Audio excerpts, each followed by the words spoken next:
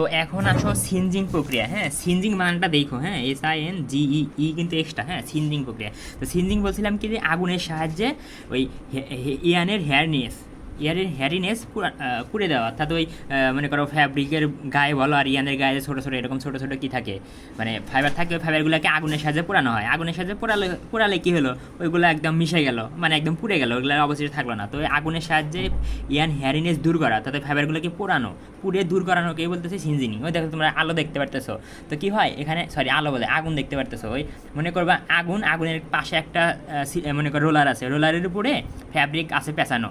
তো এই ফ্যাব্রিকটা ঘুরে আর পাশে তো আগুন আছে, এই আগুনের উত্তাপে মনে করো কি হয়, ইয়ান হ্যারিনেসটা দূর হয়। তো যদি এই ভিডিওতে আমি দেখানোর চেষ্টা করি,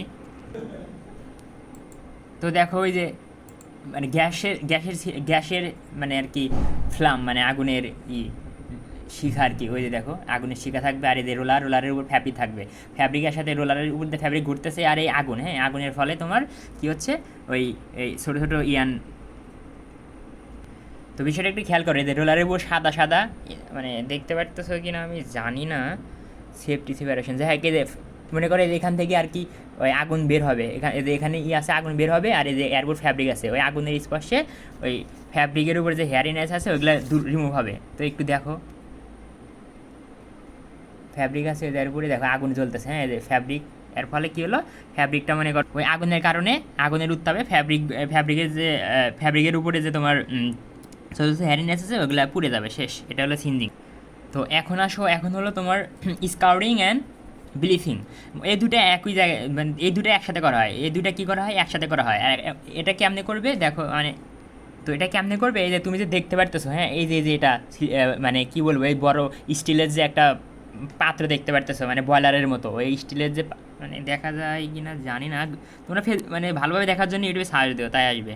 তো এই যে এটা দেখতেছো না পাত্র, বড় পাত্র, ওইটা হলো তোমার মানে ওটা কী বলবো, এটা কি জানি একটা মেশিন, যাই হোক এই যে মেশিন স্টিলের তৈরি, হ্যাঁ, ওর ভিতরে ফাঁকা জায়গা আছে, ওর ভিতরে কী ফ্যাব্রিকগুলো ঢুকানো হচ্ছে, ও আর মনে করবো ওর ভিতরে কিন্তু কী আছে বলো, ওই যে বিভিন্ন কেমিক্যাল, অর্থাৎ পানি আছে, পানির সাথে ব্লিচিং আছে, তারপরে হাইড্রোজেন পার অক্সাইড বা বিভিন্ন কেমিক্যাল আছে, ডিটারজেন্ট, এগুলো অনেক কেমিক্যাল দেওয়া আছে ওর ভিতর, হ্যাঁ, দেওয়া আছে। আর এখান থেকে ফ্যাব্রিকগুলো দিব, আর ওখানে মনে করো এমন সিস্টেম আছে যে ওই পানি, তারপরে বিভিন্ন কেমিক্যাল, ওগুলো মনে করো গরম করা হবে, গরম করা হলো, আর এখান থেকে তো ফ্যাব্রিক দেওয়া হচ্ছে। তো এর ভিতরে এই ফ্যাব্রিকগুলো এভাবে রোটেট করবে, অর্থাৎ ঘুরতে থাকবে, এরকম ঘুরতে থাকতেই দেখবা যে একসময় কী হচ্ছে, ওই ফ্যাব্রিক থেকে মনে করো অয়েল, অক্স, ফ্যাট দূর হচ্ছে। তারপরে ব্লিচিং, মানে গ্রে ফ্যাব্রিকটা মনে করে এখন যে প্রবেশ করা যাচ্ছে না, এটা গ্রে ফ্যাব্রিক, হ্যাঁ, যদিও সাদা দেখা যাচ্ছে কিন্তু এটা গ্রে কালার, এই গ্রে কালারটা দূর হবে। যদি অ্যানিমেশন দ্বারা তোমরা দেখো তাহলে এরকম দেখো, যে ফ্যাব্রিক ওই ওটাকে আমি বাদ বলতে পারি, ডাইং বাদ বলতে পারি, হ্যাঁ, সব কিছুকে ডাইং, মানে যার ভিতরে ডাইং করবা তাই ভাত মানে পাত্র, ওটাকে তুমি চাইলে ডাইং বাদ বলতে পারো, সমস্যা নাই। কিন্তু এটা একটা মেশিন, হ্যাঁ, এই মেশিনটার আমার নাম মনে নাই, যাই হোক এক্স্যাক্টলি মনে নাই, মেশিন ওর ভিতরে আর কি ফ্যাব্রিকগুলো দিচ্ছি। তো দেখো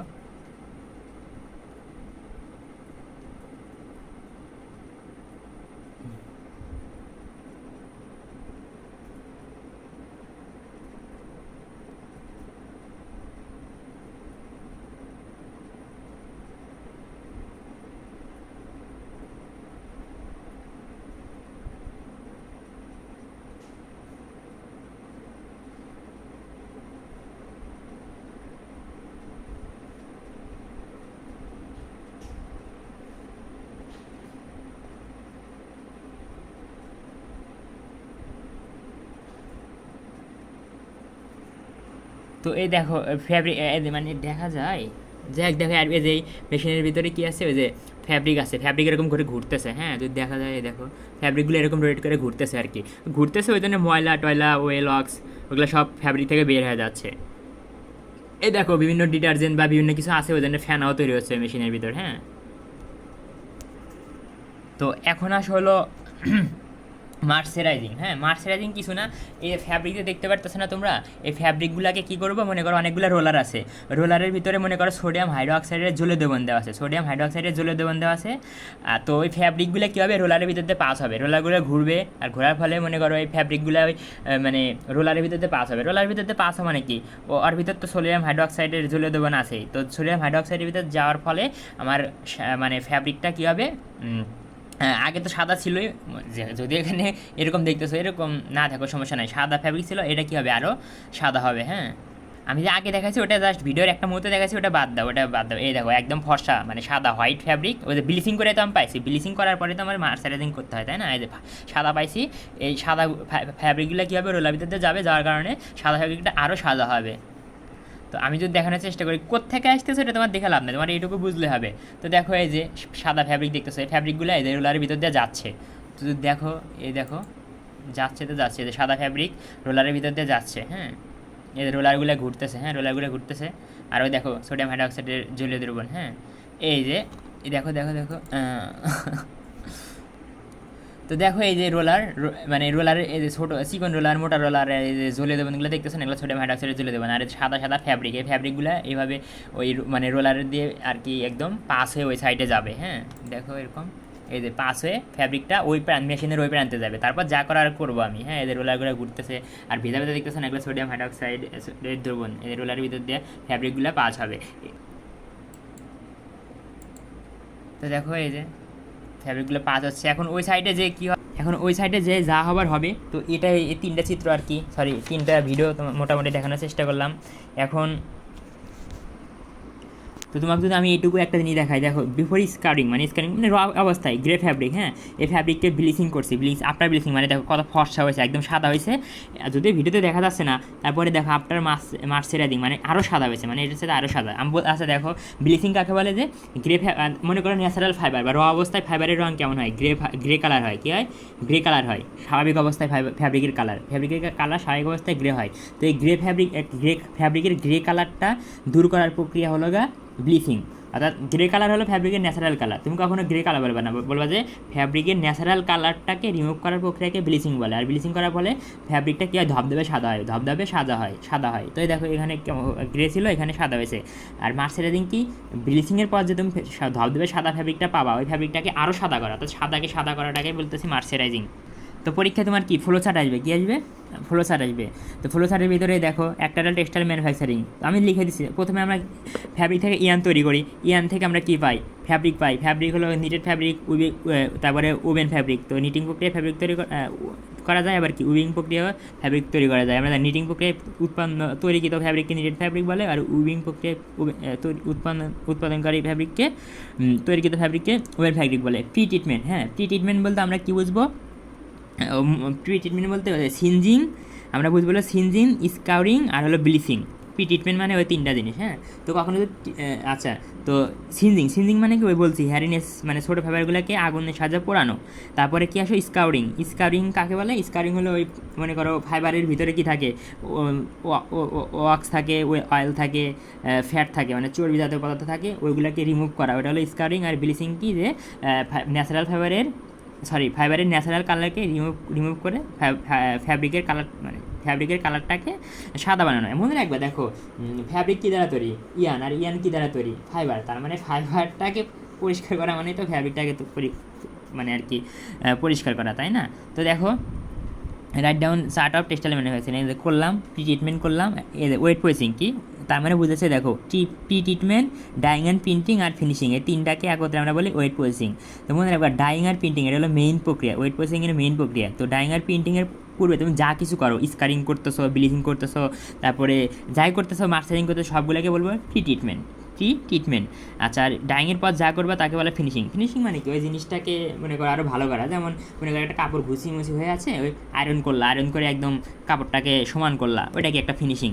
আর অ্যাপারেল ম্যানুফ্যাকচারিং, অ্যাপারেল বলতে বোঝায় তৈরিকৃত পোশাক, অর্থাৎ শার্ট প্যান্ট জামা। আমরা গার্মেন্টস বা অ্যাপারেল একই জিনিস সাধারণত। তো আমরা শার্ট প্যান্ট মানে না, ওইগুলো বলে অ্যাপারেল। তো অ্যাপারেল ম্যানুফ্যাকচারিং তৈরি করলা। হ্যাঁ, এই তো দেখো এটা গেছিলো কিন্তু কার ক্ষেত্রে, এটা হলো টেক্সটাইল ম্যানুফ্যাকচারিং। হ্যাঁ, এখন দেখো নিটেড ফ্যাব্রিকের ক্ষেত্রে কি, এখন যদি তুমি দেখো তাহলে একটা দেখবো হলো ওভেন ফ্যাব্রিকের ফ্লো চার্ট আর একটা নেট ফ্যাব্রিকের ফ্লো চার্ট। দুইটার ভিতরে কিন্তু পার্থক্য আছে, দেখো ওভেন ফ্যাব্রিকের ক্ষেত্রে কি করা হয়। হ্যাঁ, ওভেন ফ্যাব্রিকের ক্ষেত্রে মনে করো তোমার আচ্ছা জায়গা আমি কি বলি, যদি লিখছি তারপরে বলি ইন্সপেকশন পরীক্ষা করা, তোমার ফ্যাব্রিকটা ঠিক আছে কিনা, সেরা ফাটা আছে কিনা, ওটা চেক করাকে বলা হয় ইন্সপেকশন। স্টিচিং মানে কি, মানে যুক্ত করা, কি করা, একটার সাথে একটা যুক্ত করা, মনে করো ফ্যাব্রিকগুলো রোল আকারে থাকে, অর্থাৎ রোলারের উপর পেছানো থাকে। তো একটা রোলার শেষ হয়ে গেলে আরেকটা রোলারের যাই মানে একটা রোলারের ফ্যাব্রিকের সাথে অন্য রোলারের ফ্যাব্রিক যুক্ত করা কে বলতেছি আমরা? স্টিচিং। সিনজিং, ডিসাইজিং। আচ্ছা সাইজিং কাকে বলে? ওই যে ইয়ানের উপরে সাইজ ম্যাটেরিয়ালের কি আবরণ বা কোটিং দেওয়ার প্রক্রিয়াকে সাইজিং বলে। ডিসাইজিং মানে কি? ওই সাইজ ম্যাটেরিয়াল, মনে করো ইয়ানের উপর যে সাইজ ম্যাটেরিয়াল থাকে ওইগুলো রিমুভ করাকে বলা হয় ডিসাইজিং। যেহেতু সাইজিংয়ের বিপরীতটা ডিসাইজিং। স্কাউরিং এটা বলছি, আচ্ছা ব্লিচিং এটা বলছি, মার্সারাইজিং এটা বলছি, ডাইং, প্রিন্টিং। আচ্ছা আমি চাইলে একটা ফ্যাব্রিকে ডাইংও করতে পারি, চাইলে আবার কি প্রিন্টিংও করতে পারি, কিন্তু আমরা ডাইং এবং প্রিন্টিং উভয় ধরবো। তারপরে কি ফিনিশিং মানে ওই যে বলছি তো। এখন দেখো নেট ফ্যাব্রিকের ক্ষেত্রে কী হয়? নেটের ফ্যাব্রিকের ক্ষেত্রে কিন্তু করা লাগে না, ডিসাইজিং করা লাগে না। কেন করা লাগে না? ওটা হলো দেখো, আচ্ছা না বলি ভিডিও লম্বা হয়ে যাবে। এখন দেখো ইন্সপেকশন স্লাইডে নাই, কিন্তু দিতে হবে, স্যার ক্লাসে বলছিল। তারপর ওপেন ফ্যাব্রিক, ডাইং, এগুলো সব বলছি। ও মনে রাখবা স্কাউরিং অ্যান্ড ব্লিচিং একসাথে করা যায়। আমি চাইলে এখানেও স্কাউরিং আর ব্লিচিং একসাথে দেখাতে পারতাম, স্যার দেখানে আমি দেখাইনি। যাই হোক এই স্কাউরিং ব্লিচিং একসাথে করছে। আর মনে রাখবে এগুলো সিকোয়েন্স, এটার পর এই প্রক্রিয়া, এটার পর এই প্রক্রিয়া। যেমন সিনজিংয়ের পরে ডিসাইজিং, এগুলো সিরিয়ালি মনে রাখতে হবে। হ্যাঁ, তো নেটের ফ্যাব্রিকের ক্ষেত্রে একটু ব্যতিক্রম। দেখো স্লিটিং মানে কি? কাটিং। হ্যাঁ, ফ্যাব্রিককে কাটা।